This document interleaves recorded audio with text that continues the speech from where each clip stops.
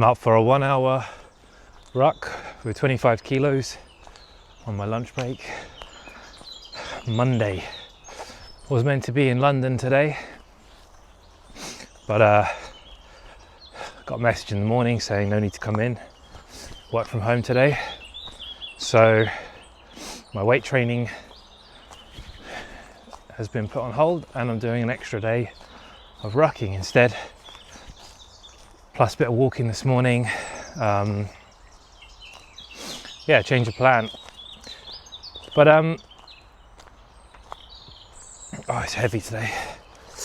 What I was thinking about on the walk out here is how expensive everything's getting. Like, to buy decent quality food when you're trying to get enough protein and trying to fill yourself up on enough vegetables and get enough fibre in and good quality stuff, especially when you're trying to feed a family like that as well, really adds up. And I definitely think in the old days that would hold me back sometimes. Like, I would think, oh, it's too expensive to eat this way, and I'd go back to kind of either trying to diet on foods that are cheaper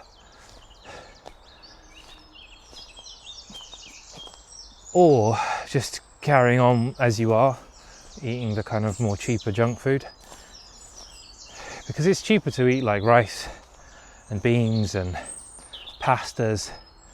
I'm sure you can do it. You can make a healthy diet on cheaper food, but is it enjoyable then? I'm not sure. I didn't used to enjoy it. Nowadays I just kind of got to the point where I spend whatever I spend on food.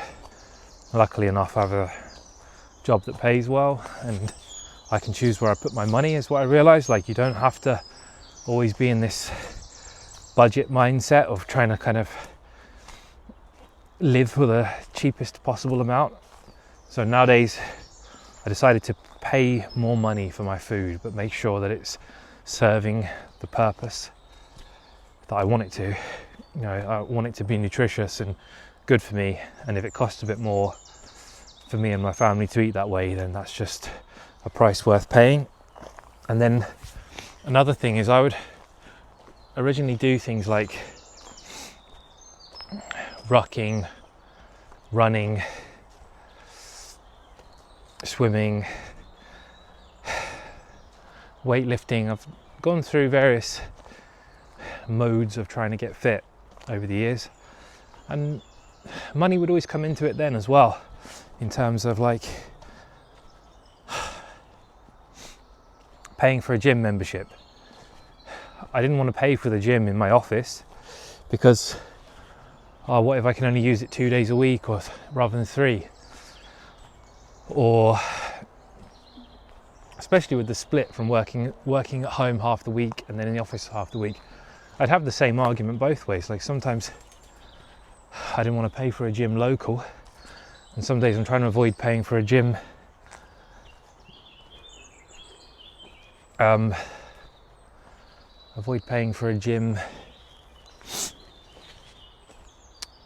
work, both for the same reason. I wasn't sure I'd be able to use it every day. And then it took me a while really as well before accepting that, like, if I want to go to my boxing classes, I'll have to pay a tenner 2 or 3 times a week now to go to that class. And it adds up over the month. And then when you add a gym membership that I'm paying for now as well, to be able to do weight training when I'm in the office, and then when you add up gym equipment at home that I've bought over the years, and even this rucking bag, like, it wasn't cheap when I bought it. It was maybe 150 quid or something for the 25 kilo weight and a bag strong enough to hold it. Like, there's plenty of costs involved in trying to create a healthy, active lifestyle around things that you enjoy doing. But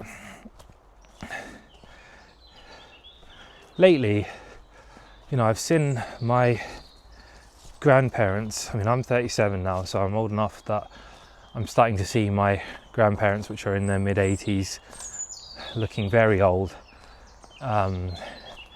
frequently ending up in hospital.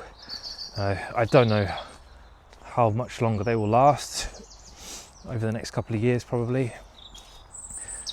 And I wouldn't trade all the money in the world for being in their condition. So saving all your money for like when you're old and investing, just, it doesn't look like the solution to all your problems sometimes, because my grandparents don't have any money really. They own their houses, but they don't have lots of money. They're both living on just pensions, state pensions, and they're fine. Like, when they're in that kind of condition, what do they really need, you know? Like, they get up, they make a cup of tea, they have a biscuit, and that's it, and they watch the telly. Like, having stacks of cash in the bank that's compounded, it all sounds great until you realise that you are going to get old and you probably aren't going to need all that money. I'd rather, of course, I want to be in comfort when I'm older, so I do invest money. I'm just not obsessive about it, and I'm not putting away as much of my money as I used to. I'd rather spend some of that on eating better and, you know, being able to say, like, just say yes to anything that's activity. Like, I don't want to be held back because food's too expensive to eat healthy, or oh, it's too expensive to have all these active hobbies. I see those as investments in yourself, and really, like, there isn't any better investment than investing in yourself, physically and mentally as well. Like, if something makes your life easier, something gives you peace and reduces stress in your life, then that's worthwhile, and I'd rather spend money on that. Learning, being educated, it's all worthwhile spending. And then, like, yeah, pay out for a nicer gym membership if you can afford it, or buy better quality food, because these things will pay off. Like, I'd rather be fit and healthy and be able to maintain this, because life's kind of like a big experience.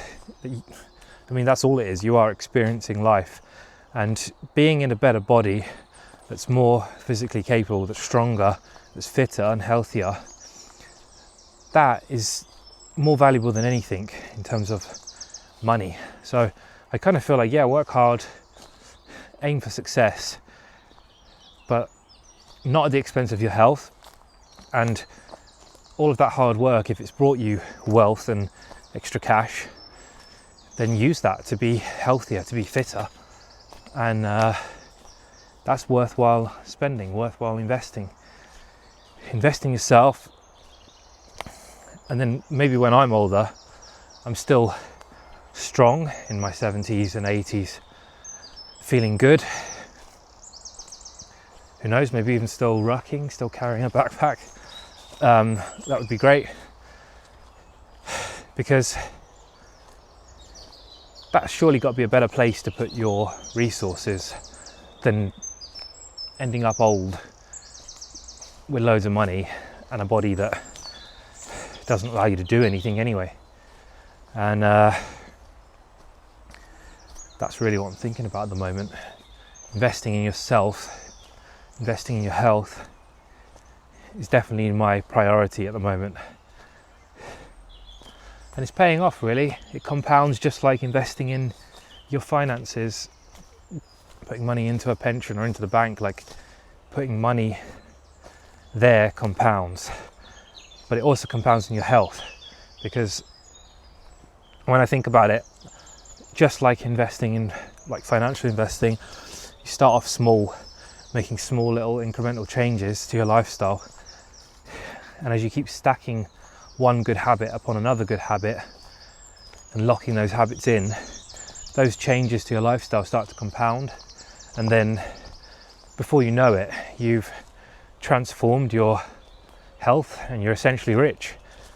You know, in the physical sense, you've become healthy and wealthy in terms of your physical body, and all of those physical changes lead to more confidence as well and better mental health.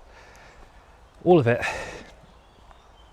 is where I'm going to put my effort and focus these days, and try to share that with my family as well, because these good habits kind of rub off. Like, my kids are more active now as well. They see me doing this stuff, they want to go sprinting with me in the park now.